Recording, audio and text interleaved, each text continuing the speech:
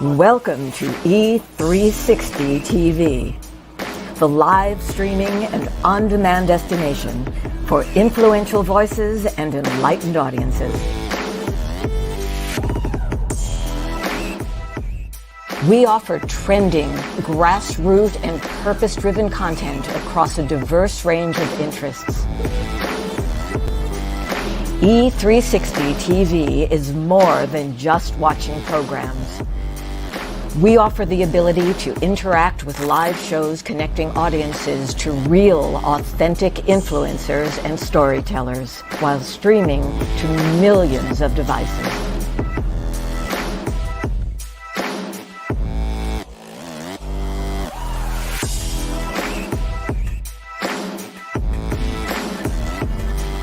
Real experiences. Raw conversation. One destination for it all. E360 TV. On July 4th, 1962, I found myself in the lost and found of mankind. Just because something finds its way to the lost and found doesn't mean that it wants to be there. Just because something finds its way to the lost and found doesn't mean that the person who lost it doesn't care for that lost item. You are writing moments that people will learn from, grow from, and heal through for thousands of years. Together, we are co-authoring a unique moment in time. That DNA, those fingerprints, they're going to be gone. Ashes to ashes, dust to dust. But it is your story that they will tell for thousands of years, but only if you leave it. Things that do not serve you must go. The longer you wait, the more time you give them to trick you into serving them. 22 homes in foster care, everything I wore as a scar, as a shame, things that started like Velcro on my spirit. After just a few months, then years, then decades, I had believed myself into believing that they were indelible tattoos. Sometimes we have to be broken down to appreciate the view once we start getting up. I want you to leave this place and know that you have been changed. Why? How do I know it's true? Because each of you has just changed me.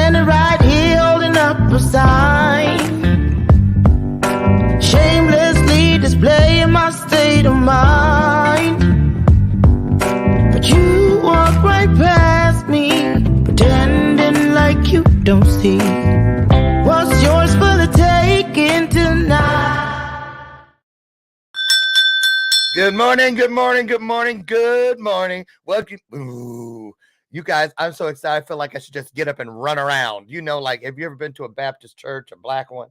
And they have, my mom was one of those, my God rest her soul, my birth mother, one of those nurse ladies that sits in the front row with the sheet in case people, especially women, start running around and fall out on the floor and their dresses go all over their head. Right. So anyway, I feel so excited. And I used to look at those people like, are they crazy? Why are they running around? Sometimes the spirit of joy is so, it's not overwhelming. It is just so powerful. You want to just get up and run. That's me today. I am excited. I'm honored. I'm blessed. Tomorrow is the day, July 4th. I'm telling you, seriously, on a serious note, I am not just celebrating the day that I was born, but I am celebrating the fact that I'm still alive. I am not kidding you. I am not kidding you. I can actually remember how at 14 and 15, I thought I'll never make 20. And at 20, I said, well, surely I won't see 30. So on and so forth until I hit that meridian known as the halfway mark. As far as it being, you know, if you're going to live to be 100 years, you know, everybody wants that cake and hit the front page of the newspaper. But 50 is when I started to wake up. And I'm just so grateful that today, thanks to God and a lot of you out there, that today I am invested and I invest everything within me into healing of myself and others, and not the killing of myself and others is what I think I invested in. But we're here. So it's a great day. This is not even possible without you, which is fulfilling one of the greatest promises available, the one that guarantees us that when two or more of us, just two, we get together and we have illuminated conversations because we're in agreement about those things that matter. Remember, principles, people. They cannot be broken, but we can certainly be broken against them. Can I get an amen? Yes. Welcome today. I'm going to get right to it. You know, not much to recap over the weekend, just, you know, a lot of storms here in the Chicagoland area, but hey, you got to have storms or there'll never be any sunshine, right? And so we kind of kept it close to home. What'd you do? Put it in the comments. And what are your plans for the holiday season? You know, I say season because even though it's tomorrow, some people started celebrating Friday all the way through next weekend. Whatever you do, do it safely. Do it safely. So today's guest, I'm so excited. I get to share the stage with him.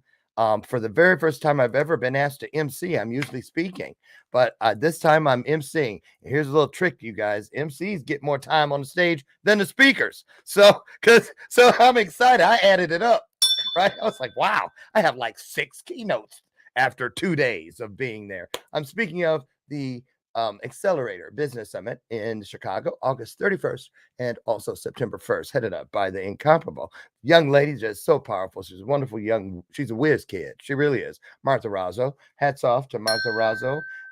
And share this broadcast out because today I have Dr. Sanjiv Chopra, and he is a lot of things. He is a liver specialist. He's an MD.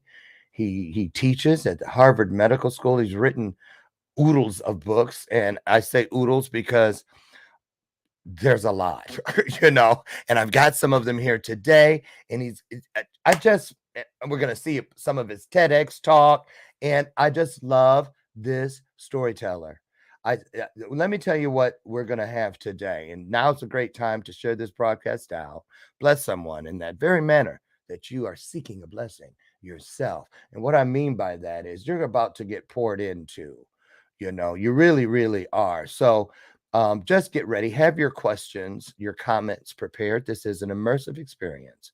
All of us, I don't care who you are, how much money you have or don't have. We all have an innate desire to be a part of something greater than ourselves. And that's what happens when 2 or more of us comes together and we have illuminated conversations. One more time. Can I have an amen? Can I just get one? I'll kick it off. There's the first one. So I'm not even going to read the bio because it does him no justice. And there's a trillion things in that bio. Seriously, it's a woof.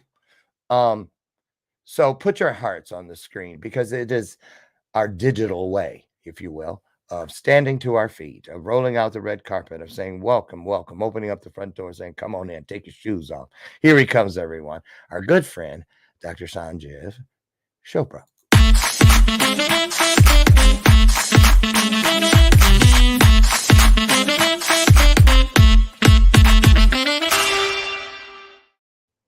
Good morning. Good morning. There you go, playing with my heart again. I said, oh, can he not hear me? Oh, Lord, what a time for AI. Okay, you must forget I'm going to actually see you in person. You know it. I'm the trickster. I got all kinds of games and itching powder and garlic gum and fake blood. I got a lot of stuff around here. He scared me earlier because he's not techie. You're not techie like me. But say good morning. You look great. I'm sure you sound great. How you feeling today, Doc? I'm on top of the world. Literally. Literally. And you've been up for some hours. You want to join me with a cup of coffee? Come join me. I saw that orange juice you were drinking. Where's your coffee? I've already had 2 cups. Is that your limit? No, usually 4. 4 is my limit. That's about it for me too. Well, honestly, okay, here's a great question. I have a Mr. Coffee. I keep it simple. None of those machines that, and it says on the coffee pot, 10 cups. What are they pouring it in? Thimbles? Because I get like 4 of these out of that pot. And I'm like, is that false advertising? I don't know. But anyway, I have ADHD, so I might go all over the place. But I've got some humdinger of questions for you. But before we get started, I like to dip out, leave for just about 60 seconds, let you create your own vibe with the viewers who are all over the world watching from over 26 platforms. So a lot of them can't communicate through the comments, but the ones that are here always do. So I'm going to jump out. I'll come back in. Just say hello to everybody and tell them anything you'd like them to know. It's all you. Take it away. Good morning, or whatever time it is for you in different parts of the world. My name is Sanjiv Chopra. I'm privileged to serve as a professor of medicine at Harvard Medical School. I am living my purpose in life. I'm one of the happiest people on this planet. And that's because I have a cadre of amazing friends who inspire me, amazing family. I've learned how to forgive. I believe in servant leadership, and I live with gratitude. So 3 F's, friends, forgiveness for others, and gratitude are the 4 tenets of happiness. But happiness is more than the sum total of happy moments. And in order for you and I to have sustained happiness, we have to find our purpose in life and live it. Mark Twain famously said, the 2 most important days in your life are the day you're born and the day you find out why.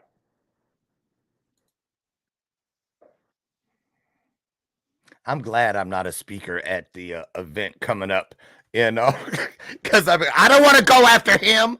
I pity who has to come after you. So anyway, thank you for that. I'm gonna just keep it real.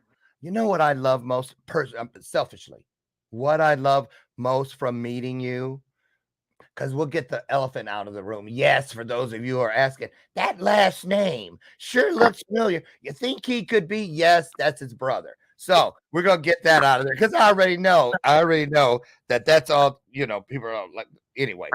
But I got to ask you, because for me, I feel like I have met, like I was in some enchanted forest and I ran into the wizard who, because sometimes the stuff that comes out of my mouth, I'm just going to keep it real.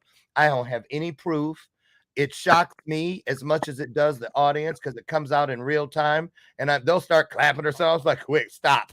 Because you don't realize I just heard that for the very first time with you. I didn't know that was a thing, right? And I'm so grateful that I can feel like the things you say, the bell, the resonance. That's why I ring that bell, because the truth has a ring to it.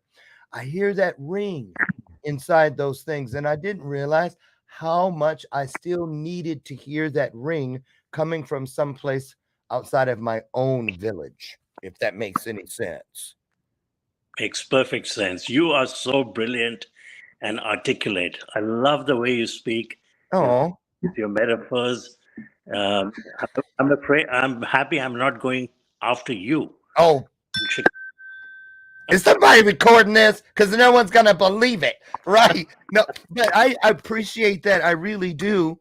And because storytelling, you know why I love it. And I don't think we should ever lose or believe that we don't have it, because my favorite thing as a child, even more than playing, was storytelling. When whoever was telling the story, they had to sit like in Indian style, and then the he or she, the teacher or whomever, was reading the story, but I couldn't wait for them to turn that book around to show me the pictures. And every time, because I wanted to see if the pictures could match what I had already drawn in my world, as far as the narrative, matching the narrative. And my pictures were always better. They were always brighter. They were, I was like, is that it? But I still looked for it.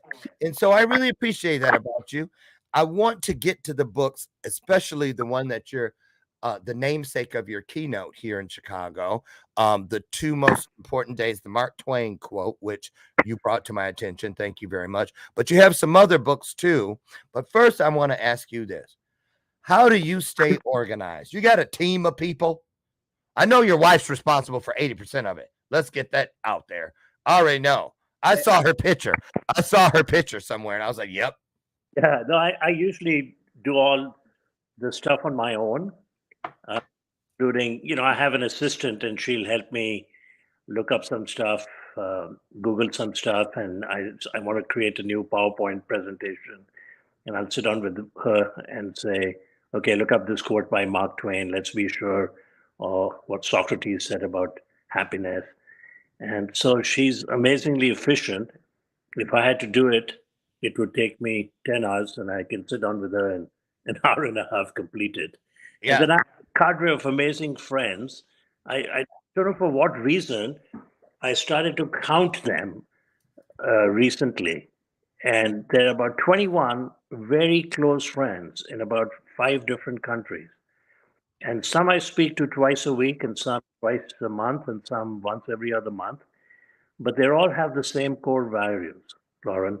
They're all inspiring. They're all philanthropic. They love to learn. They read avidly. They travel around the world. And then, of course, some of them play golf, and some have even a coffee plantation. So I'm very, very fortunate.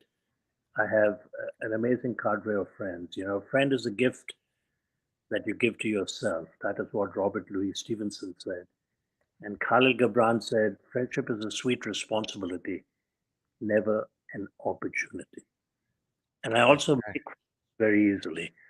When I first came to this country, and we'd have a couple of couples at our home for dinner, and my wife would go to the kitchen, I'd go running after her.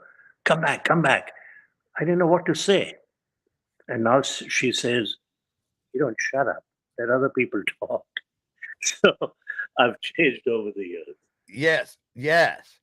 I'm sitting here, I'm going, oh my God, do I have enough time for all these questions? I should have made this a 90-minute special. Hey, we can still do that.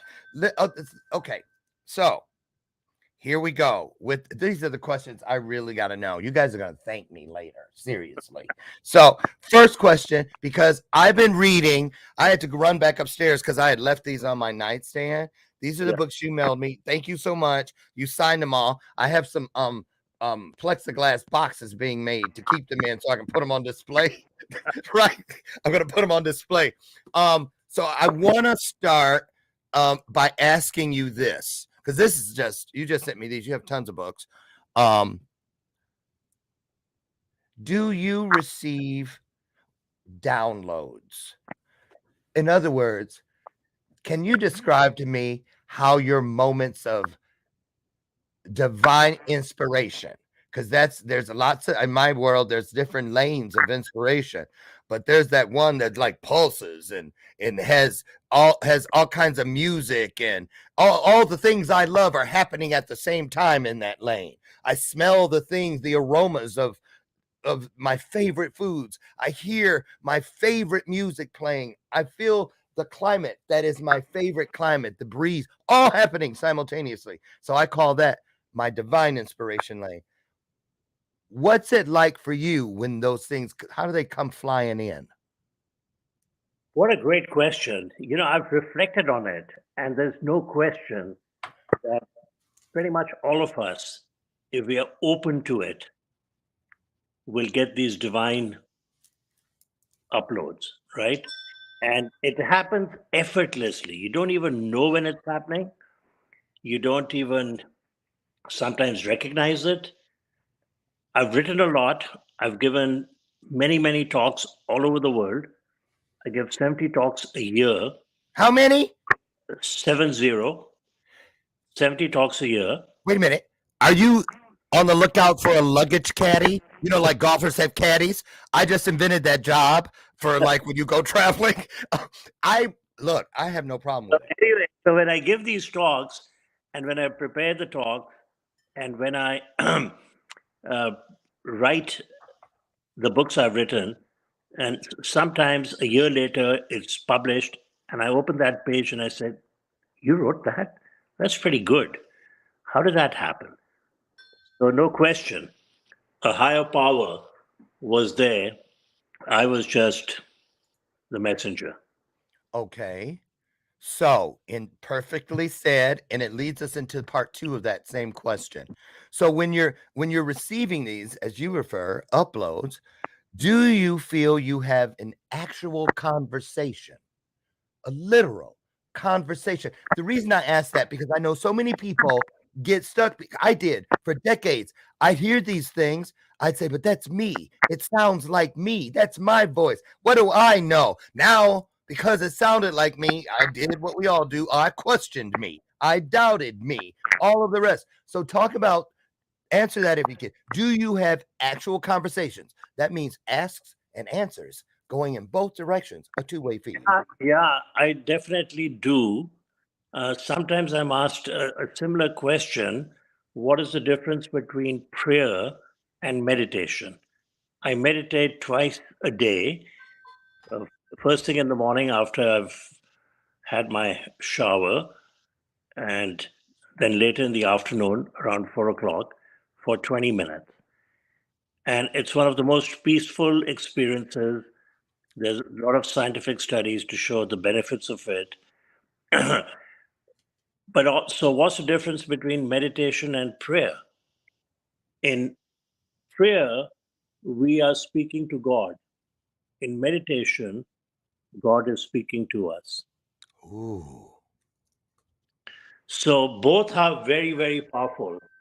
And in fact, as I'm sure you know, if you go to a church and there's a congregation of 900 people and you all pray together, it's much more powerful than if you're sitting at your home and you had a little alcove with the figure of Jesus Christ or Mary or whoever God people worship, Some deity. some deity. Yeah. So much more powerful when you do it as a large group. And I've done that in meditation. I've actually meditated with 6,000 fellow meditators. And it's the most powerful experience. And then you really feel that you're having a conversation with this higher power. It's very difficult to define God. You know, there was a spiritual teacher from India, Swami Chinmayananda, and he had a following all over the world, and he would give discourses. And one time, I think in San Francisco, 1,000 people at the end during the Q&A, somebody goes to the mic and says, "Swamiji, would you please define God?" So he smiled and he said, "To define God would be to defile God. How can you contain God in a definition?" But Right. if you insist, let me offer you a definition. Man minus ego is close to God.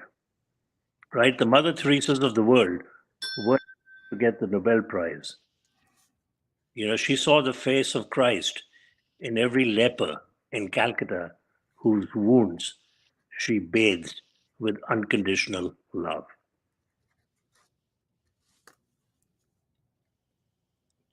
You know what? Can I share something with you Sure. about Mother Teresa? I can't believe I'm saying that. Yeah. I haven't told very many people this, but literally, because I use Mother Teresa, I have a post on my page right now. It's always Martin Luther King, Gandhi, Mother Teresa, right? And because they just a couple weeks ago, I saw statues of, and I was like, and I heard the message that before their figures were carved in stone, their purpose was carved into the hearts of people. And yeah, and I was just looking at that, and I literally have seen I don't know where. Well, no, yes, I do. There I am trying to please. I'm gonna tell you what I saw. I literally saw Mother Teresa, a young nun, Yeah. rushing with this basket of bread or something covered with a cloth, and she goes flying past an alley and she stops and backs up, and they were on her before she left about don't be late with this, don't be late, and she was eager to please, and she saw people, the ones where, and it was like I could hear flies, and it was like nothing in the world would make me want to go down that alley, but she did, and I watched as she went down. She took the thing off the bread and first wiped people. She used almost, I saw it, and she wiped away flies and maggots and all kinds of stuff. Then she broke that bread and she put it in their mouths and she held their head. She did all these things, and I heard something say, the reason she was who she was is because from the very beginning, she got down because it was on purpose. And she got up every time with even more purpose. And I don't know if that's really something that happened, but So, Lawrence, do you ever get stuff like that? yeah, I do. And, in India growing up, we heard a term called dharma, not karma, dharma, Dharma. And dharma is a distillation, it's a Sanskrit word for moral compass, authenticity, vocation, and truth. And if you find your dharma and live it, you'll be the happiest person on this planet. My dharma, I think you're living your dharma in amazing and in ways in which you're inspiring millions of people. So, my dharma, I found at the age of 12.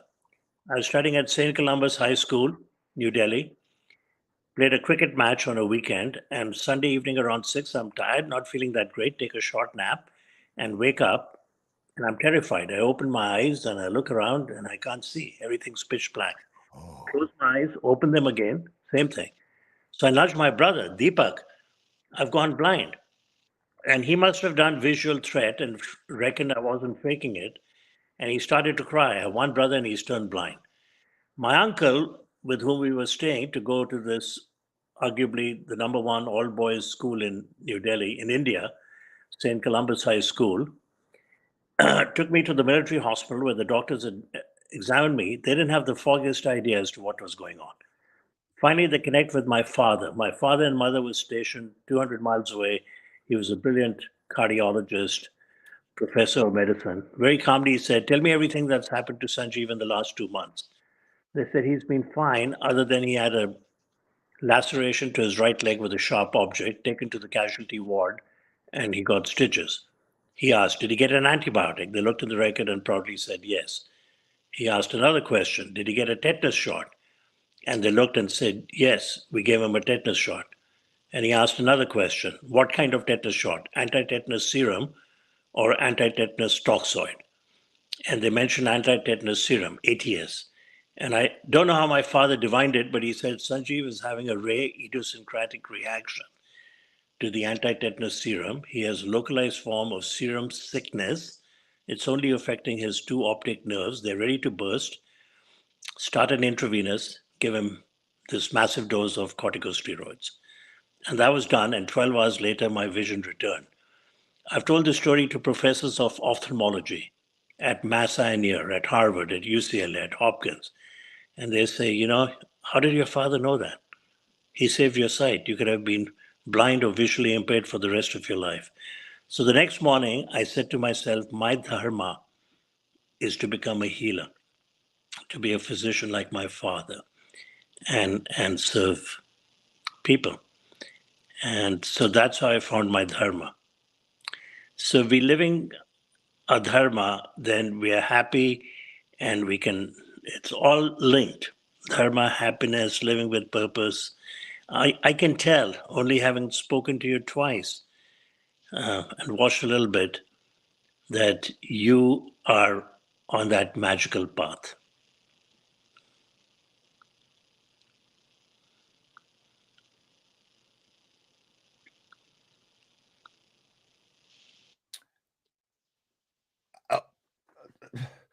Well, I'll tell you some magic, that's for sure. I don't know what to say. That's rare. So, really, I just there's I'm gonna tell you what I think's going on here because I want people to look for it. See, I'm gonna tell you something. You mentioned friends earlier with that word I wrote down because I have a word so I can use it. And am I frozen?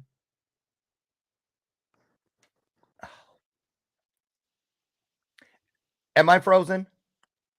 Now you're unfrozen. You Okay, were. because Chicago's internet. Yeah, our internet sucks. I'm not kidding. I'm trying to get that taken care of. But what I'm saying is, okay, you know how you meet people in life along your journey. Some people describe it as some for a reason, some for a season, that kind of a thing. Well, I have started thinking that perhaps anything that matters to me, let's use friends for example. I don't want just fond fond memories or great friends. I want divine memories. I want blessed friends. And so what that means to me, am I frozen again? Okay, there. What that means to me is this. Tell me if you feel like this. I feel like we meet people and we say, "Oh, I get along with you. There's some synergy here." So, look, it's as if we were items, say t-shirts, we came from the same manufacturing plant. But every now and then, as you grow, I believe we get closer and closer to people. We go, "Well, wait a minute. Not only are we from the same manufacturing plant, but let's compare swatches. Look at that. We were literally cut from the same bolt of cloth." That is absolutely true. Some of my best friends are people I've met by accident 10 years ago on a golf trip to Dominican Republic. And 10 years later, we are best friends. This lady by the name of Elena Sotomayor in Chicago, and her mother Maru, her sister Carmen. They're Carmen's two boys. Maru, the mother's mother, grandma, whom I got to know. And I'm telling you this story because I met them. I met Elena on a flight to Dominican 6 weeks after I had had a right total hip surgery. And my Wow. friend saying, "You're totally crazy. You're going to play 7 days of golf?" I said, "Yeah, I am." So sitting at the airport, I opened my carry-on and my vitamin D goes flying. And there's a lady standing to speak to the ticket agent. She sees it, brings it to me. I said, "Thank you." She says, "No worries." We sit on the flight and I sit in 9D. She sits in 9F. 9E is empty. We exchange cards. I said, "Are you from Dominican?" She said, "No, I'm from Colombia, but I come to La Romana every 6 weeks and spend about a week." I said, "How come?" She said, "I'm building an orphanage with my husband, Henry Cardenas, and Mark Anthony, the Latin American singer."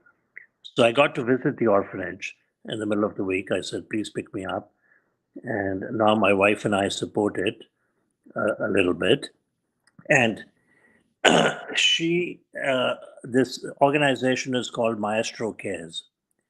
And they have now built 24 orphanages in 10 Really? years. And the 25th is a home for sick children dying of cancer to get their last wish fulfilled. Amazing family, spiritual family.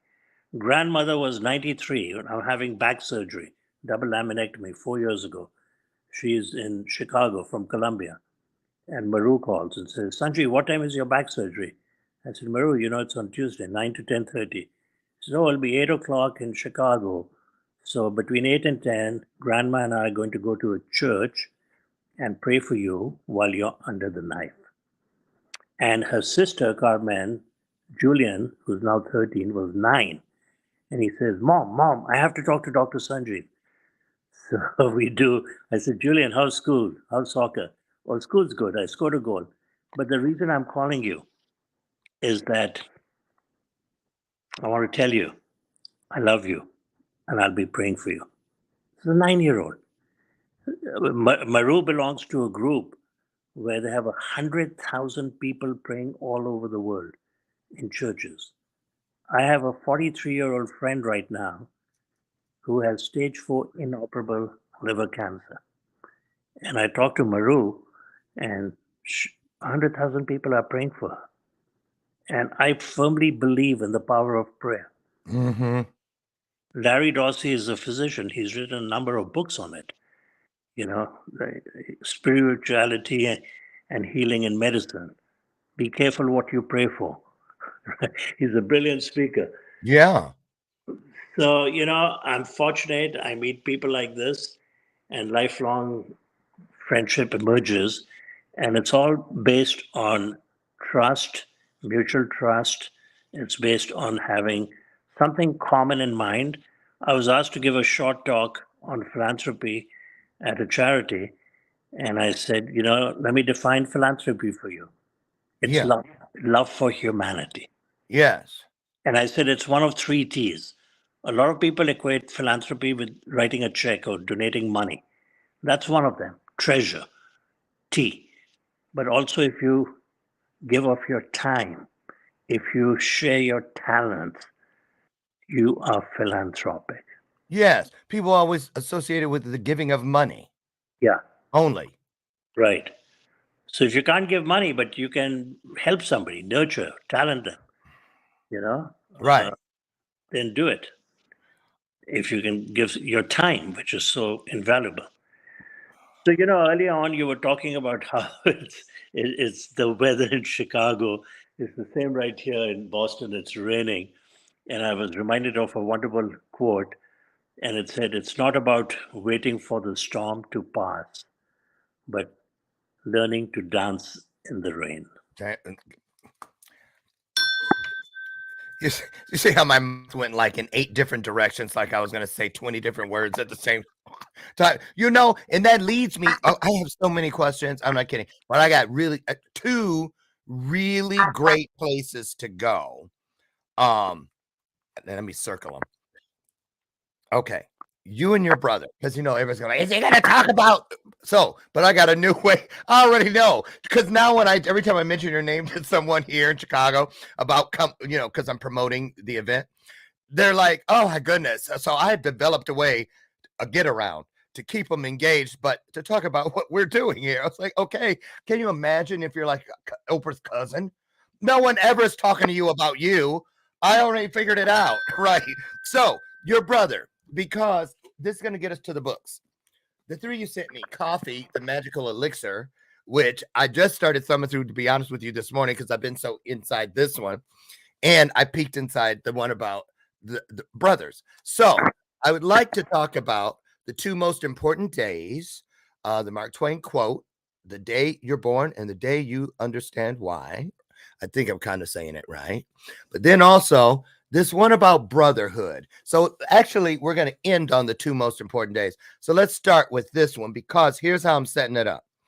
I want you to take us, because I know it's happened. I saw the download many times where it's just you and your brother. The world is, I have a feeling you guys have places, like Kennedy Compound or something, where you go as a family and the kids grow up knowing it. There's landmarks and stories. But I feel like you 2 must have that sacred space where the phones are turned off and you're just sitting there.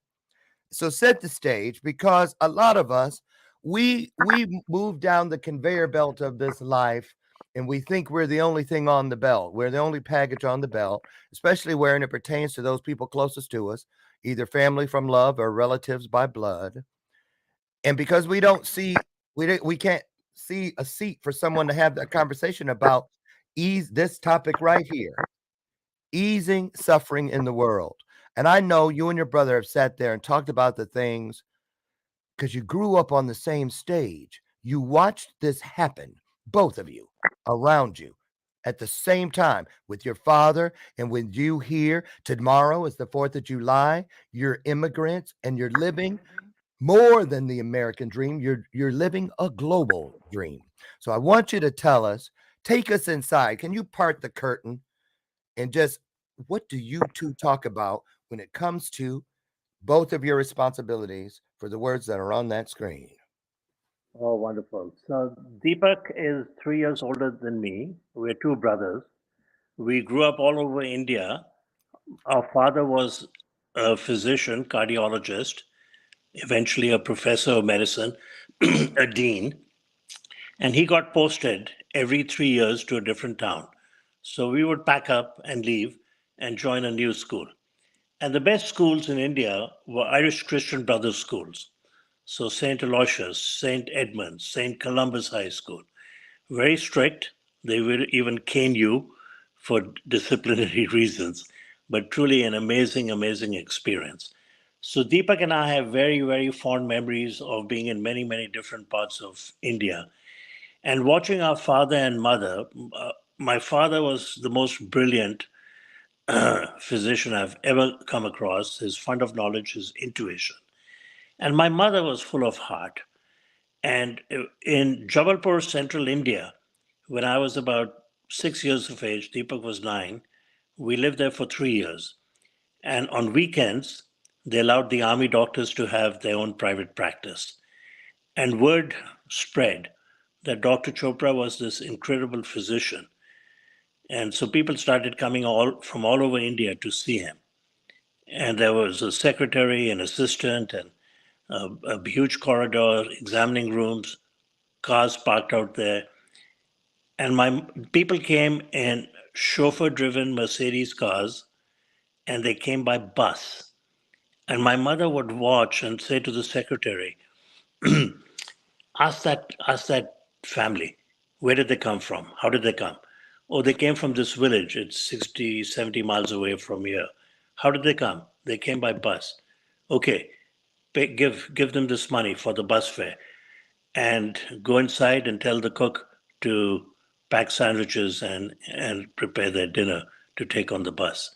So 3 years later, when we left the train at the cantonment, there were 1,000 people on the platform crying. Dr. Chopra, our savior, is leaving us. What are we going to do? So very powerful experiences like that.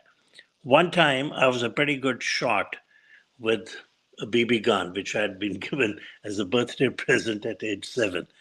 So there's a pole in the front of the house, and I put a cherry blossom shoot in, and I'm knocking it. And Deepak comes and stands behind. He says, go ahead and shoot. I said, Deepak, you're nuts. I could miss. He said, you never miss. You remember the story of William Tell and the apple? Go ahead, shoot.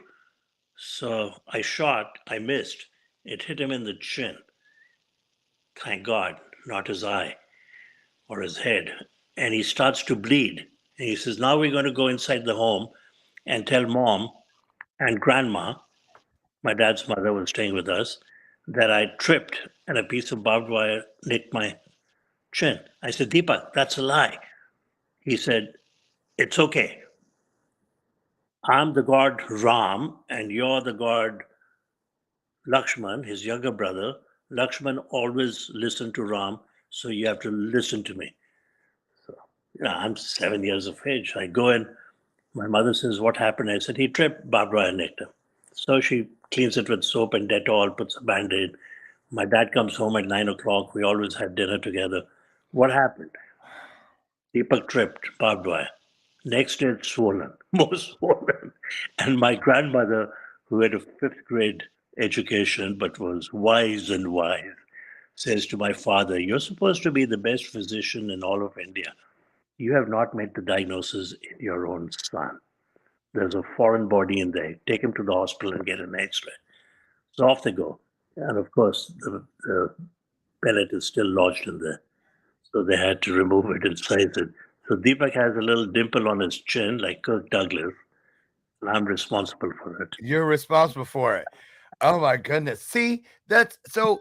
Do you ever feel, you personally, talk about the weight of responsibility once one is knowingly navigating within their divine purpose? I believe there's a universal responsibility, a tug, a pull, if you will, that comes with that. And I think it scares a lot of people. So can you just kind of, I know it's kind of deep, but hey, we got to put the shovel in somewhere. Yeah, it's a great question. I'm one of those people who is always happy. I'm one of those people who is always optimistic. I was reflecting the last 20 years has been a symphony of severe, debilitating chronic pain for me. I've had three total hips.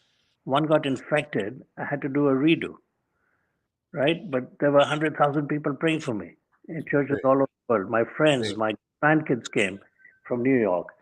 So then I had a double laminectomy. Then I had bilateral carpal tunnel release. Now having, I had a left total knee replacement. I need the right knee. Wait a minute. You said, I'm sorry, but you said laminectomy. Yeah. Like, did y'all know what that meant? I didn't. So what's a laminectomy? So from the vertebra, part of the vertebra is called the lamina. And if the spinal cord, the nerves coming out are being impinged, then they just go and remove that part of the vertebra.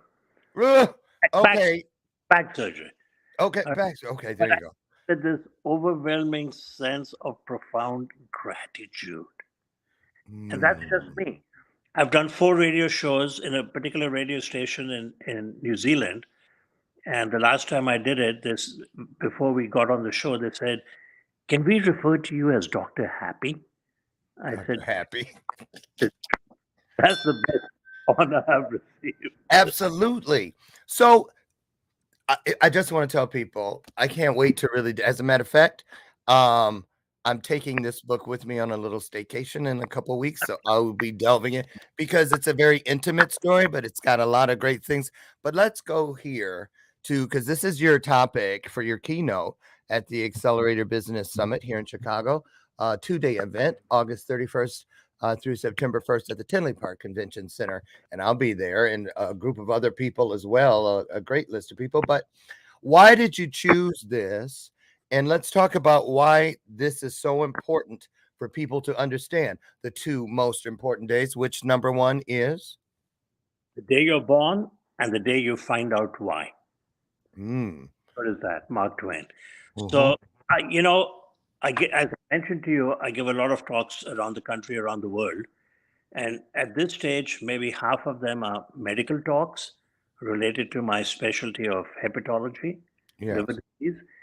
But the other ones, even in the most renowned academic centers, I was recently in Northwestern Chicago. Then I was at the University in Vancouver, University of British Columbia, Mayo Clinic, Hopkins, doesn't matter where. They don't want to hear any of my liver talks. We've heard your liver talks. Can you please speak about happiness and living with purpose, or about exemplary? Really? Reason why, Lauren? There is so much stress. I don't even like to use the term burnout. Every day we lose a physician or a nurse, or a dentist, death by suicide. And if you look at statistics, 60% of emergency room physicians are burnt out. I think the right term for it is system-induced distress, moral injury. We should be studying the 40% who are not in that phase, who find joy and meaning in their work, and see what's common to them. Is it prayer? Is it mindfulness, meditation, friends, forgiveness, coffee, exercise, vitamin D? I think we'll come up with a list of 10, 12, 20 things, and half of them are common to these people who go to work finding joy. And we need to then incorporate that in medical school. One of my colleagues at Harvard, a surgeon, surveyed 3rd-year Harvard medical students, and 50% were expressing elements of burnout. They haven't even started the profession. We have to find ways to rekindle the joy. If there's darkness in a room, we can't say, "Darkness, darkness, go out. Get away." All you do is light a candle, flip on the switch. We have to bring back the joy and meaning for people in this most amazing profession. See, I agree. I believe that there are so many words that deceive. Just, seriously. It's like we use a ton of French words as Americans and don't even realize we have thousands of them that we strung them together. We'd probably be fluent, baguette, banquet, bouquet, on and on and on. But words that deceive, there, I'd say for every one French word, there's 200 words that deceive. Too old, TOO, where you take it away from the end of the sentence where it's inclusive and a blessing. And now all of a sudden it's the John Wayne Gacy of spirit. So what I'm getting at, burn out. It makes people think, we condition ourselves that there's no flame, there's no spark. There's a reason it's called the breath of life. It's just like talk about, okay, let me just ask you this one. Like falling in love. People think it's only about, the day I met my spouse. But I know that the many times that I tripped and stumbled, I fell into the arms of love. That's how I found what I needed to get back up. It has spiritual mercurochrome. It just has all those things you need for immediate healing, which is why we should honor our scars. But falling in love. So happiness, is it quantifiable? Why do people think it means pint, quart, or gallon? The house, the pretty wife, the whatever. Why is that? I think that takes us away from the meaning, not closer to it. Yeah, you're so right. So all the research shows that if somebody wins the mega lottery, $20 million on a scratch ticket, or somebody moves into a huge mansion in Beverly Hills, or somebody gets a wonderful luxury car, Yeah. they will be happy for a short period of time. But at the end of a year, they're back to their baseline level of happiness. In fact, lottery winners, a lot of the research shows, is that they're worse off. Their family and friends came out of the woodwork and said, "How did you get so lucky? Pay my mortgage." They splurged. They took part in trivial stuff that they thought would give them a lot of happiness. They gambled away some of the money. They took their friends on a trip to Las Vegas. Right. Or a golf junket. And what happens is that those will give you happiness for a short period of time, but then you return to your baseline or you're worse off. Recently read about this lottery winner who is lamenting, and his lament was, "I wish I had never bought that ticket." So the lottery winners that are happy at the end of a year are the ones who have given away 10% of their newfound wealth to a meaningful charity and have partaken of meaningful experiences. And that can be traveling, having a cup of coffee with a friend, going seeing a play, reading a book. So this phenomenon of car, luxury car, mansion, etc., and then getting used to it is called hedonic adaptation. We are on the hedonic treadmill. That's what's not going to give you. Yeah. And I'm sitting up there going, oh my God, I didn't even show that. You guys, I'm going to drop the link to Dr. Show. Hey. You spelled your own name wrong. My ratings just went through the roof.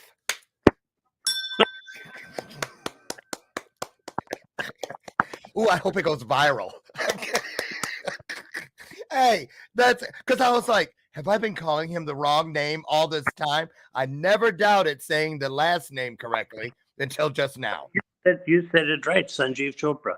So, previously we were talking about Deepak. I can't go anywhere in the world and I give my passport or my, driver's license to check into a hotel. Oh, Chopra, are you related to Deepak? Anywhere in the world. So I'm in San Diego 22 years ago. American Gastroenterology Association annual meeting, 20,000 gastroenterologists, liver doctors, surgeons from all over the world. And I'm in charge of the postgraduate course, 2-day course. So I wear my suit, I have my name badge, and I go to the Starbucks at the convention center. Beautiful young lady at the cashier. She says, "Chopra, are you related to Deepak?" I said, "He's my brother." She said, "Oh, I love him. My mother loves him. We've read every book. This cafe latte is on me." So I said, "Oh, you don't have to do that." She said, "Sir, I insist." So I came out, I called Deepak on my phone. I said, Deepak, where are you? He said, I'm in Istanbul. I said, Deepak, it took you 52 years, but you finally came through. I got a free coffee. Finally, something that, yes, right. Well, clearly, coffee is important to you, and those stories will never stop coming. It will always be there. I love it. It's a treadmill of content, right, in and of itself. I want to ask you, as I can't believe the hour has flown by, but I want you to think about this.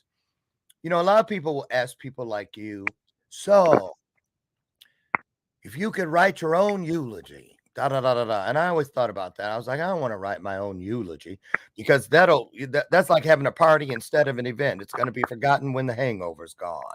So, but I ask people this question: if you could put one line, have it engraved on your headstone, that you would leave as that Jerry Springer final thought, if you will, for the world that walks by that recognizes the name or not.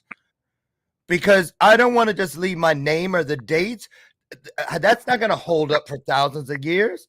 But if I leave that one line engraved in stone and I meant it, it can then become meaningful for the world. So tell me what that line would be like for you if you had to write it today.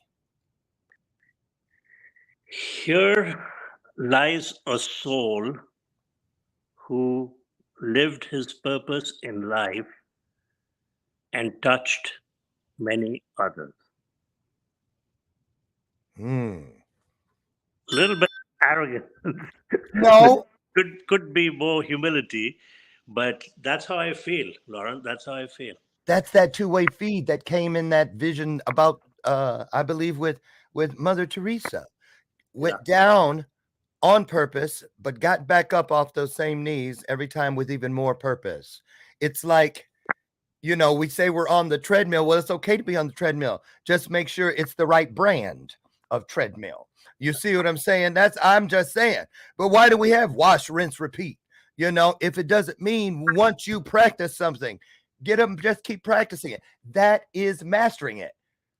They're almost illicit practicing mastery. I bet you they lay right above it. Might even have the same amount of letters in it. The clues. There are clues everywhere. If you gather the clues, you gather the gold. That's how I feel about it. So let me ask you real quick, last word. What does the word patience mean to you? A lot of us don't know how to wait on it. We don't know how to. I know that dharma, karma, purpose, God, source, all those things, they work on a need to know basis. So I think patience is pretty important. So here's your Jerry Springer moment. Tell us about patience. It's something that I need to work on. I'm by nature quite impatient. It's helped me along life, but you need to be patient and you need to stop and reflect. You know, let's say somebody cuts you on the road. Instead of speeding up and catching up with that person at the next traffic light and saying, hey, buddy, what was that about?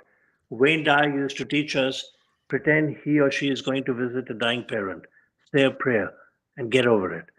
Ooh. You know, but let's say you reflect, you be a little patient, don't get angry. We are entitled to feel anger, but let it pass. Take a deep breath. You know, there's a beautiful saying about anger. Anger is the punishment we give ourselves for somebody else's mistake. Oh. Right? Yes. So I need to work on my patience.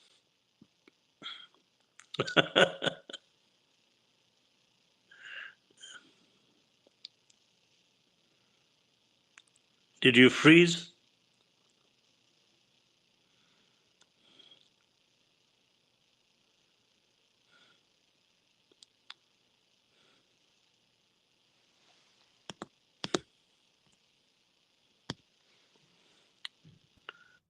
Okay. I think I'm back. Yeah, you're back.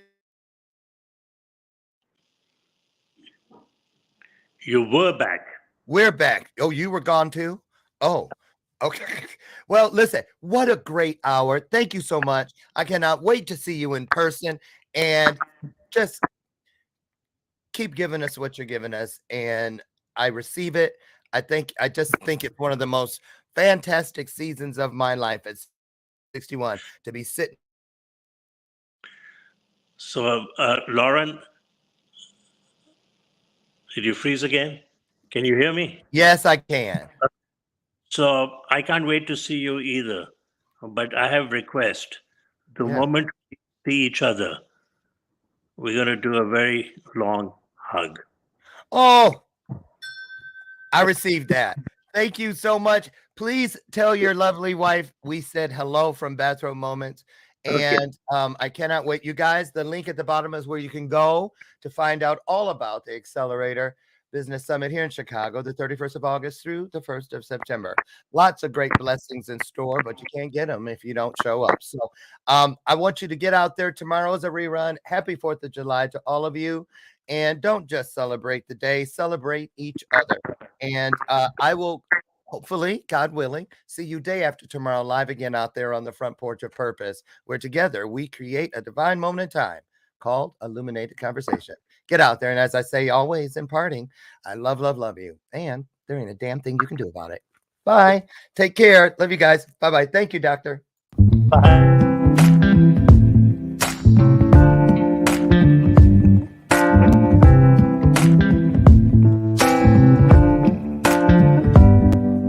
Show me your soul. Baby, I'll show you mine. Show me your soul. Honey, it's way past time. How expensive do I have to be? Need I spell it out before you get it, baby? Show me your soul. And honey, I'll show you mine.